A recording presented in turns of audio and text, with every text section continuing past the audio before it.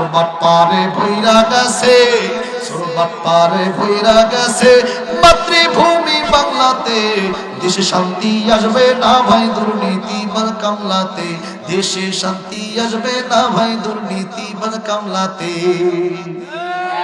সবাই কথা বলেন না। সুরবাট পারে ভৈরা গেছে মাতৃভূমি বাংলাতে, দেশে শান্তি আসবে না ভাই দুর্নীতি বাদ কামলাতে। হামলার মামলার হয় রে শিকার গরিব মানুষ যারা, বিনা দোষে জেল খাটে কেউ দোষীরা পায় সারা। হামলা মামলার হয় রে শিকার গরিব মানুষ যারা, বিনা দোষে জেল খাটে কেউ দোষীরা পায় ছাড়া। আবার চোর পুলিশ দেখিয়া যে খাবার খায় কামলাতে, ঠিক কিনা? আবার চোর পুলিশ দেখিয়া যে খাবার খায় কামলাতে। দেশে শান্তি আসবে না ভাই দুর্নীতি বাজ কামলাতে, দেশে শান্তি আসবে না ভাই দুর্নীতি বাজ কামলাতে। দেশের সম্পদ লুণ্ঠন করে বিদেশ বানায় বাড়ি। যারা কথা বলবে না বলবেন যে এই ধরেন লোক, ঠিক কিনা বলেন? যারা কথা বলবে না বলবেন যে ভেজাল আছে। দেশের সম্পদ লুণ্ঠন করে বিদেশ বানায় বাড়ি, দলের সাপোর্ট করলে মিলে চাকরিটা সরকারি। দেশের সম্পদ লুণ্ঠন করে বিদেশ বানায় বাড়ি, দলের সাপোর্ট করলে মিলে চাকরিটা সরকারি। ভালো মন্দ হয় না যাচাই আমরা বানাই সামলাতে, দেশে শান্তি আসবে না ভাই দুর্নীতি বাদ কামলাতে, দেশে শান্তি আসবে না ভাই দুর্নীতি বাদ কামলাতে, দেশে শান্তি আসবে না ভাই দুর্নীতি বাদ কামলাতে। দিনে দিনে বাড়ছে জুলুম মাজলুমের ঘাড়ে, সান্ত্বনা যে দেওয়ার কথা সেও পল্টি মারে। দিনে দিনে বাড়ছে জুলুম মাজলুমের ঘাড়ে, সান্ত্বনা যে দেওয়ার কথা সেও পল্টি মারে। শান্তি স্বস্তির নাই রে বালাই, শান্তি স্বস্তির নাই রে বালাই নেতার নীতির ভাটাতে। দেশে শান্তি আসবে না ভাই দুর্নীতি বাদ কামলাতে, দেশে শান্তি আসবে না ভাই দুর্নীতি বাদ কামলাতে।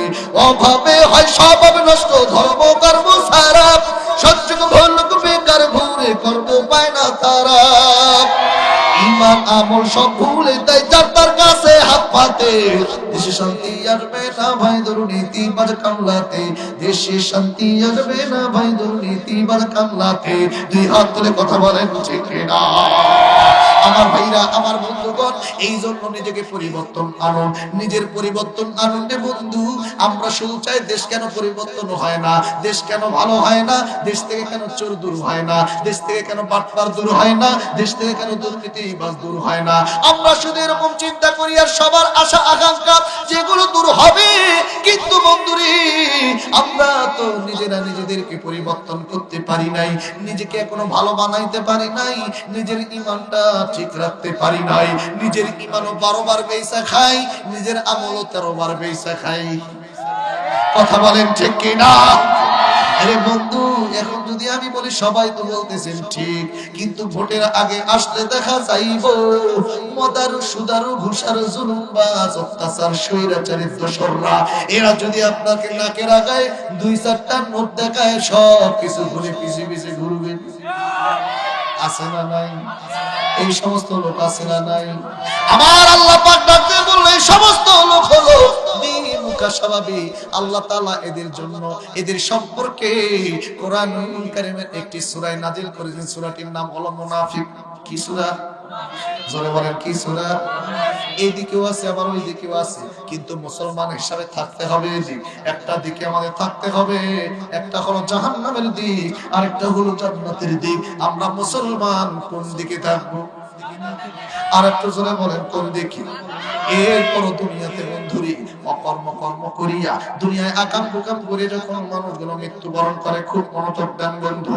আমি আপনাদের সামনে পবিত্র কোরআনুল কারীমের আমার বাইরা সূরার ক্রম অনুযায়ী 74 নম্বর সূরা সূরাতুল মুদাসসির থেকে আমি আপনাদের সামনে কয়েকটি আয়াত তেলাওয়াত করেছি।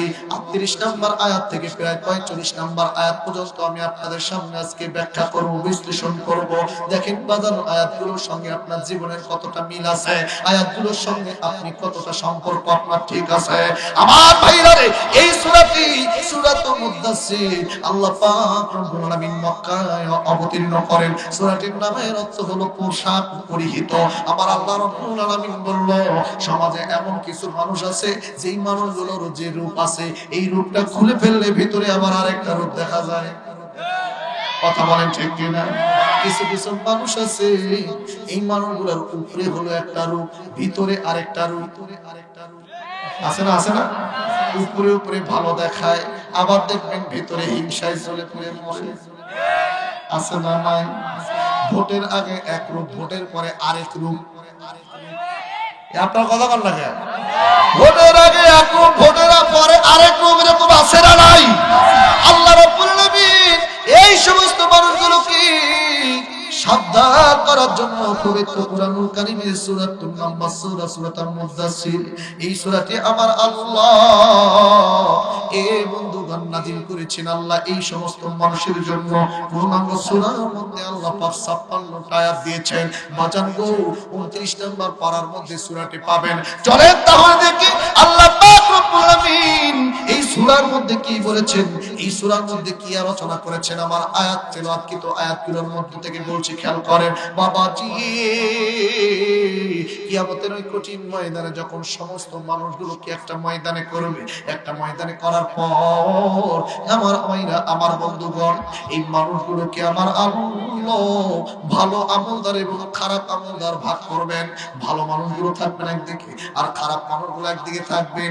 আরে বন্ধুরে, এই মানুষগুলোর আমলগুলো আমার ভাইরা বন্ধুগুলো মানুষগুলোর সমস্ত আমলগুলো ওজন করবে, মাপ করবে। মাপ করার পরে যখন ভালো মানুষের আমলগুলো যখন বেশি হবে তখন তাদেরকে জান্নাতের দুয়ারে পৌঁছাই দিবে। যারা দুনিয়াতে নামাজ পড়ছে, কালাম পড়ছে, ইবাদত করছে, আমল করছে, আমার আল্লাহ তাদেরকে জান্নাতে দিয়ে দিবে। আমার আল্লাহ পাক এরপরে ডাক দিয়ে বলল, কুল্লু নাফসিন বিমা কাসাবাত রহিনা। আল্লাহু আকবার। প্রত্যেক ব্যক্তি সেই দিন তার কৃতকর্মের জন্য দায়ী থাকবে। যারা ভালো কাজ করলো সেই ভালো কাজের জন্য সে নিজেই দায়ী, আর যারা খারাপ কাজ করলো সেই খারাপ কাজের জন্য তারা নিজেরাই দায়ী। কেউ বোঝান কারো কোনো গুনাহ বা নেকির কোনো ভাগের অংশীদার হবে। প্রত্যেকে নিজের মতো নিজে আমল সেদিন গোছাইবে। প্রত্যেকে নিজের আমল দিয়ে নিজের বিচার মাপকাঠি হবে। আমার ভাইরা বন্ধুগণ, এইবার আল্লাহ পাক তারা প্রশ্ন করবে, পরস্পর তারা বলবে, ফি জান্নাতি ইয়াতাসাআলুন। তারা থাকবে জান্নাতে এবং পরস্পরে জিজ্ঞাসাবাদ করবে। মানে জান্নাতবাসীরা জাহান্নামীবাসীদেরকে জিজ্ঞাসা করবে, আনিল মুজরিমিন।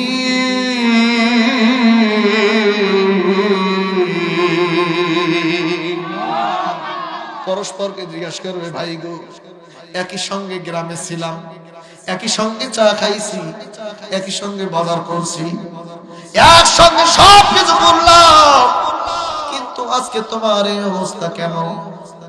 মা সালাকাকুম ফি সাকর। তখন তাদেরকে বলা হবে, জাহান্নামীবাসীদেরকে জান্নাতবাসীরা বলবে, ভাই গো, তোমাদেরকে কিসে জাহান্নামের নীতি ধরছে, নীতি করেছে? কেন তোমরা জাহান্নামে গেলা? আমরা তো একই অফিসে চাকরি করেছি, তুমিও ছিলা, আমি দুইজন কলিগ ছিলাম, কিন্তু তুমি জান্নাতে, আমি জাহান্নামে। কারণটা কি?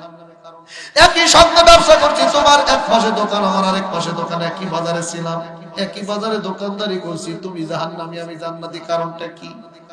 একই মাটি কাজ করেছি, একই জমিতে আমরা রোয়া কাটছি, ধান কাটছি, তুমি জাহান্নামী, আমি জান্নাতি। কারণটা কি? এইভাবে জান্নাতবাসীরা জাহান্নামীদেরকে বলবে, জাহান্নামীরা এবার জবাব দেবে, বলু। আমার ভাইরা জাহান্নামীরা তারপর বলবে, ও ভাই গো, আমরা জাহান্নামে আসার পিছনে কারণ আছে কয়েকটা, 3টা কারণ আছে। জোরে বলেন কয়টা? আর একটু জোরে বলেন কয়টা? 3টা কারণে আজকে আমরা জাহান্নামে আসছি।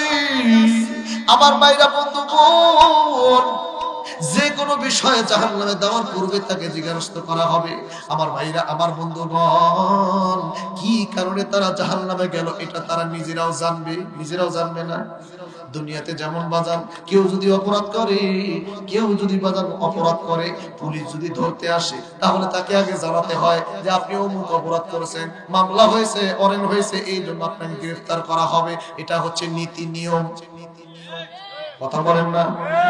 কিন্তু এই নিয়মের বাইরে যদি পুলিশ আসার পরে কোনো মামলা নাই, হামলা নাই, কোনো ওয়ারেন্টের কাগজ নাই, বাজার পাইলো আর তুলে নিয়ে গেল, 2-4 দিন 10 দিন 20 দিন খোঁজ তার নাই, এমনকি গুম করে ফেললো, এটা কখনো আমার ভাইরা বাংলাদেশের বিধিবিধান হতে পারে না। কথা বলেন ঠিক কিনা? আমরা বিগত 16-17 বছর এমনটা দেখেছি আমার ভাইরা, বন্ধুগণ, কোন মামলা নাই, ওয়ারেন্ট নাই, কিছু নাই, গভীর রাত্রিতে আইসা ধরে নিয়ে যায়, নতুন করে মামলা সাজাইয়া তারপরে তাকে জেলখানায় ঢুকায় দেয়। কথা বলেন ঠিক কিনা? এটা কোনো নীতি হতে পারে না। নীতি হচ্ছে তোমরা বিধান অনুযায়ী করো, নিয়ম অনুযায়ী করো। যদি নিয়ম অনুযায়ী না করো তাহলে তো তোমরা জালিম হয়ে যাবা। ওয়া মাল্লাম ইয়াহকুম বিমা আনজালাল্লাহু ফাউলাইকা হুমুজ জালিমুন।